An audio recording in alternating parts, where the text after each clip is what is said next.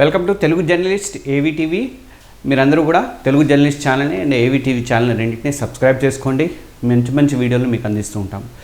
ఇవాళ నేను పేపర్కి సంబంధించినటువంటి ఒక ఐటమ్ని మీకు ప్రజెంట్ చేయబోతున్నాను. ఏ వైద్యం ప్రాణ సంకటం అని. ఈ మధ్యకాలంలో చాలామంది ఏంటంటే మీద ఆధారపడేసి ఏది కావాలన్నా వైద్యానికి సంబంధించి కూడా ఏం ట్యాబ్లెట్లు వేసుకోవాలి, నాకు ఇలా ఉందా అలా ఉందని చెప్పేసి చాట్ జీపీటీలలో, గ్రోక్లో, తర్వాత డీప్ సీక్లో, వీటిలలో కోపైలెట్లో వీటిలలో కొట్టేస్తున్నారు. దానికి సంబంధించి మాత్రలు వేసుకుంటున్నారు అనేది ఒక అపవాదం ఉంది. దానికి సంబంధించిన వార్తని నమస్తే తెలంగాణ వాళ్ళు హైలైట్ చేశారు. చాలా మంచి ఐటమ్ ఇది. చికిత్స కోసం గూగుల్, చాట్ జీపీటీలతో సొంత వైద్యం చేసుకుంటున్నారు. ఆర్థికంగానే కాక ప్రాణాపాయానికి కూడా దారితీస్తుందని చెప్పేసి డాక్టర్లు చెప్తున్నారు. ఇంటర్నెట్, సామాజిక మాధ్యమాలు, సోషల్ మీడియాకి బాగా అలవాటు పడిన నేటి తరం ప్రజలు ప్రతి విషయానికి కూడా వాటి మీదే ఆధారపడుతున్నారు. కొంతమంది తమకున్నటువంటి మిడిమిడి జ్ఞానాన్ని సోషల్ మీడియా ద్వారా ఇతరులు కూడా, అంటే ఇప్పుడు చాలామంది ఏం చేస్తున్నారంటే ఒక మాత్రలకు సంబంధించి కానీ దీనికి సంబంధించి కానీ వాళ్ళంతటా వాళ్ళే సోషల్ మీడియాలో రీల్స్ అవి ఇవి చేసి పెట్టేస్తున్నారు. వాళ్ళకి అసలు కెపాసిటీ ఉందా, వాళ్ళు చెప్పేవాళ్ళ వైద్యులా కాదా అన్నది ఏమీ లేకుండా ఎవరు పడితే వాళ్ళు చెప్పేస్తున్నారు. అలాంటి వైద్య చికిత్సకు సంబంధించినటువంటి అంటే ట్రీట్మెంట్కి సంబంధించిన రీల్స్ అనేవి ఇప్పుడు ఎక్కువగా ఫోకస్ అవుతూ ఉన్నాయన్నమాట.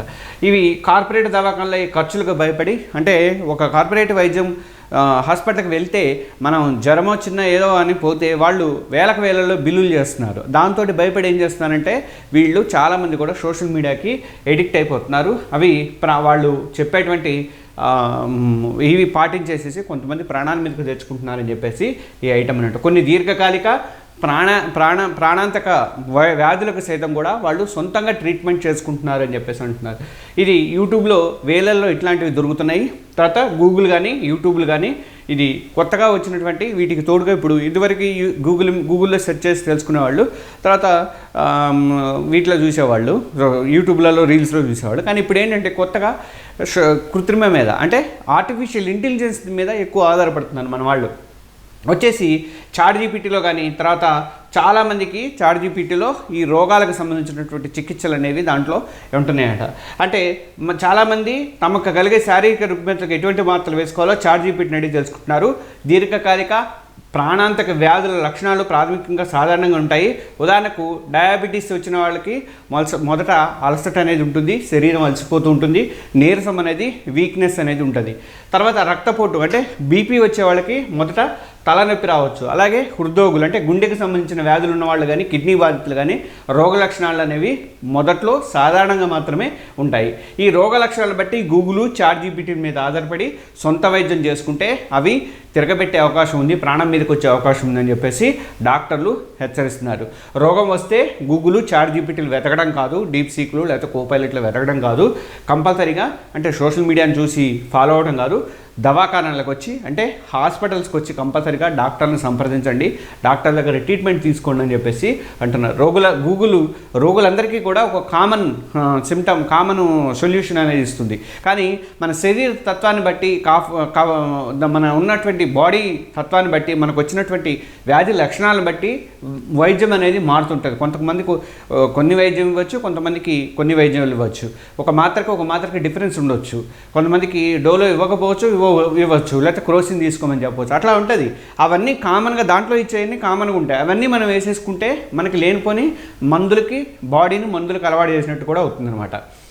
వీళ్ళు ఏం చేస్తారంటే డాక్టర్లు అయితే రోగిని పరీక్షించి వాళ్ళకి తగ్గట్టుగా, వాళ్ళ శరీర తత్వానికి తగ్గట్టుగా మాత్రమే మాత్రలు ఇవ్వడానికి అవకాశం అనేది ఉంటుంది. అంటే నాడి పట్టుకొని వాళ్ళు వైద్యం చేస్తేనే కరెక్ట్ వైద్యం, అంతే తప్ప ఏ ద్వారా వైద్యం చేసుకోవాలి, ఆర్టిఫిషియల్ ఇంటెలిజెన్స్ ద్వారా వైద్యం చేసుకుంటామంటే మాత్రం అది తప్పు. అంతేగాని వైద్యం చేయదు. అది కేవలం వైద్యులకు సూచనలు మాత్రమే, వైద్య సూచనలకు మాత్రమే మనకు వచ్చే సాధనం తప్ప మనకి ఏమొచ్చిందని తెలుసుకుంటే ఒకళ్ళు తెలుసుకోండి కాదంట్లా. కానీ అది సూచించే మాత్రలు కానీ, దాన్ని చేసే మాత్రలు కానీ అవి మాత్రం ఎట్టి పరిస్థితిలో తీసుకోకూడదు అనమాట. తర్వాత ఈ మధ్య కాలంలో మన ఏదో వాట్సాప్లో చూసి వైద్యం చేస్తే ఎవరు చనిపోయారని అట్లా ఏదో వచ్చినాయి కొన్ని. అలాంటివి చేయించొద్దు. శస్త్రచికిత్సలు, ఈ ట్రీట్మెంట్స్ అనేవి, ఆపరేషన్స్ అనేవి ఖచ్చితంగా డాక్టరే చేయాలి. నాకు తెలిసిన మిడిమిడి జ్ఞానం వచ్చి నర్సులను లేకపోతే ఇంకొకరిని నమ్ముకొని చేసుకునే పరిస్థితి కాదు. బద్ధకము వద్దు. దవాఖానకి వెళ్తే డబ్బులు ఖర్చు అవుతాయని చెప్పేసి అస్సలు అనుకోవద్దు. గవర్నమెంట్ డాక్టర్లు ఉన్నాయి. ఈ మధ్యకాలంలో బస్తీ దవాఖానలు పెట్టారు చాలా చోట్ల. అవి ఉంటాయి, పిహెచ్సీలు ఉంటాయి, ఊళ్ళలో అయితే పిహెచ్సీలు ఉంటాయి. కొన్ని గవర్నమెంట్ అంటే నేను వాటిలలో ఎక్కువ ఖర్చులు అవుతాయి అది ఇదని మీరు ఏమన్నా అనుకుంటే అలాంటి పరిస్థితులు ఉంటాయి.